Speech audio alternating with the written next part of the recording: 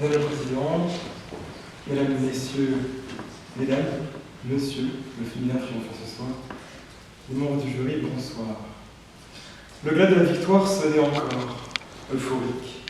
Sourire aux lèvres, les gens couraient partout. Puis là, sans crier gare, une femme vient vers moi et me dit « Ton sujet sera le millefeuille administratif. » Mieux encore, tu devras répondre qu'il est digeste. Elle tenait à répéter, je lui fis digeste pour montrer que j'avais compris. L'alcool qui irriguait ma gorge une heure plus tard était, je l'admis, la conséquence du désespoir.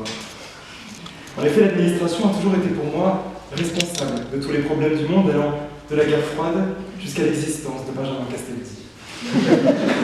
La délicatesse d'une pâtisserie semble être à la mesure de la difficulté de ma tâche sur mes habits de finaliste ce soir.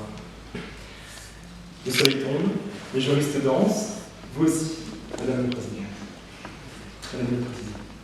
Le droit administratif est à l'honneur. Alors oui, le millefeuille administratif est digeste. Pourquoi ? Parce que le digeste était un corps de règles servant à encadrer l'homme, et qu'il paraît assez curieux d'employer aujourd'hui ce même mot comme verbe, soulignant la mise à mal de notre millefeuille administratif. En effet, l'administration de la République romaine, en moins 509, avant Jésus-Christ donc, se préoccupait-elle de la sacro-sainte simplification administrative? De toute évidence, la réponse est non. Senatus populusque Romanus, le Sénat et le peuple romain, le peuple français donc, a bel et bien toute sa place dans nos institutions. Je ne suis pas un administracon qui souhaite vous faire croire qu'Hubert de l'accueil ne coûte plus cher que Jérôme Cahuzac. Mais je comprends cette manière très française de ne jamais être satisfait d'un service, sorte de b.a.-ba au rhum du bon français, applicable aussi à la religieuse qui profite de son rôle pour critiquer le système. Car de Paris à Brest, les couches se superposent les unes sur les autres, et l'objectif reste le même. La fourniture d'un service, la protection d'un citoyen, le cajolement d'un administré. Digesticule pas trop, disait ma mère sur les bancs de la salle d'attente. Le temps bien trop long, tant de feuilles il y avait sur les bureaux du gâteau, oui, un mélange entre gâteau et institution.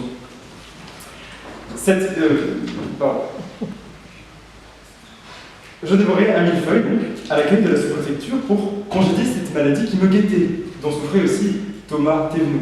Hein, vous savez, cette phobie administrative. Car moi, Guillaume Cagnard, 10 ans et demi, 1m39, j'avais déjà peur de ne pas payer mes impôts. Alors, j'entrepris la construction mécanique d'évoluer, de grandir, ma gourmandise voulant que tout aille vite et que tout soit aussi simple qu'un iPhone, une seule touche pour une seule couche. C'était cependant en plus une indigestion qui me targuait, qui me taraudait l'esprit. C'était la faim. L'idée d'une transformation du millefeuille de Cambacérès et de Napoléon en financier, capitaliste. Cela me dégoûtait. Je compris alors que les choses n'étaient pas aussi simples que je qu'on les imaginait. J'avais compris que si la France rayonnait à l'étranger, c'était parce qu'elle était dotée de 3 choses. 36 000 communes, 101 départements, et n'y rien dessus. Tocqueville, judicieusement, pensait que la décentralisation multipliait les occasions pour le citoyen de s'intéresser aux affaires publiques. Léon Bourgeois, lui, initiait le mouvement solidariste en créant notre service public, à la française.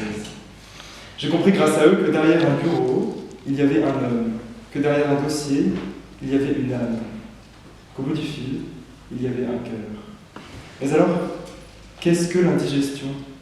L'indigestion, c'est se rendre compte que l'on a commenté le mauvais arrêt à son examen de strat de fin d'année. L'indigestion, c'est de voir votre père courir habillé en femme, s'écriant boule goulou, petit bout de chou. Je suis pas sûr, cela n'arrive jamais. L'indigestion, c'est aussi de regarder Gulli, sans l'image, ou d'écouter Maître Gims avec le son. Ce n'est pas, chers amis, la digestion qui pose problème, mais la dégustation.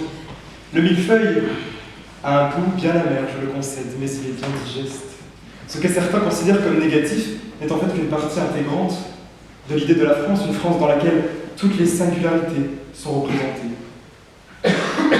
L'architecture de l'administration est complexe, certes, mais est-ce une raison pour détruire l'édifice?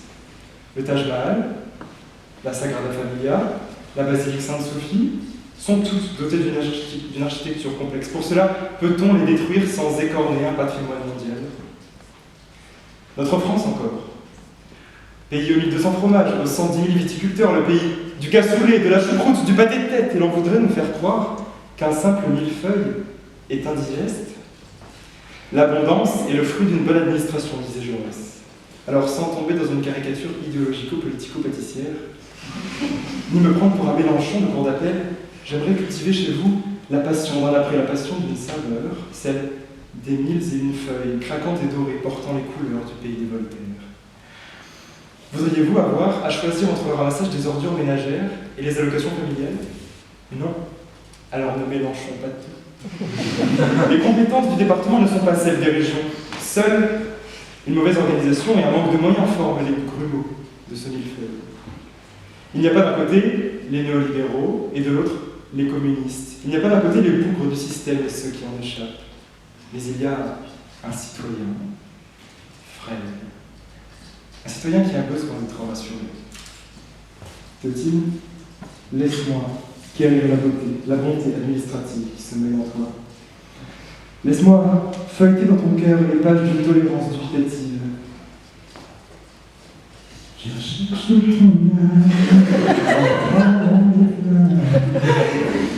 je me ferai digeste pour que tu me retiennes. Tous deux encore à l'université, portons les couches de l'administration. Soyons le sucre glace du millefeuille de notre enfance, la crème de l'éloquence. Comment pourrait-on vouloir cracher sur le millefeuille quand des millions de personnes à travers le monde rêvent d'une administration des soins, des aides sociales, d'une véritable justice? Ce millefeuille bashing n'aurait-il pas pour autre horizon qu'un négativisme qui nous est propre à nous, Français, ayant pour titre ce millefeuille qui nous dessert? Je vois dans vos yeux, Madame le Président, Mesdames, Messieurs les membres du jury, l'envie irrésistible de vouloir répondre non à cette question. Sachez que sans millefeuille administratif, il n'y aurait pas l'once d'une ascension sociale. Il n'y aurait donc pas de guigui ce soir devant vous. Sans le millefeuille, je n'aurais pas pu faire de jeu de mots douteux, et même si j'ai compris tous les mots, j'ai bien compris, merci, mon adversaire saura lui trouver le jeu de mots sexuel tant attendu. Oui, dans millefeuille, il y a mille. L'éloquence n'est pas que l'apanage d'un beau discours, c'est aussi la sincérité d'une émotion et d'une réponse acérée. Parfois dure à enfourner, la cuisson est délicate et le résultat n'est pas toujours probant. Alors, moi, vainqueur du concours d'éloquence, j'interdirai la question du millefeuille de cette digestion, car je n'aime pas diviser les hommes, même pour une prépa qui tue sa mère tellement elle est bonne. Moi, vainqueur du concours d'éloquence, je change le nom de l'administration pour la renommer Guigui Folie, car c'est finalement beaucoup plus stylé. Moi, vainqueur du concours d'éloquence, je permettrai que chaque larme qui couleront sur les joues de ma mère soit des larmes de fierté propres au succès de son fils. Afin maintenant de ralentir ce flot de paroles incessants, j'aimerais administrer un appétit, celui de ma sincérité. Il est presque 19h, votre estomac soumet votre cerveau qui crie famine. Ce dernier refuse de l'entendre car il paraît compréhensible et qu'il en pâtisse, tant la recette efficace aux citoyens est alléchante. L'odeur de la pâte étant les institutions, le goût du sucre étant le goût de notre douce France.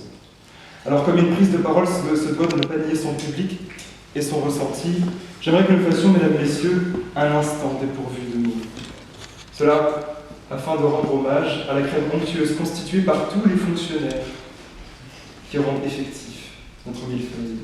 Comme l'apothéose d'un silence à la fin d'une mélodie de Berlioz, la digestion d'une information ne s'épanouit qu'à la lumière d'un espoir paisible.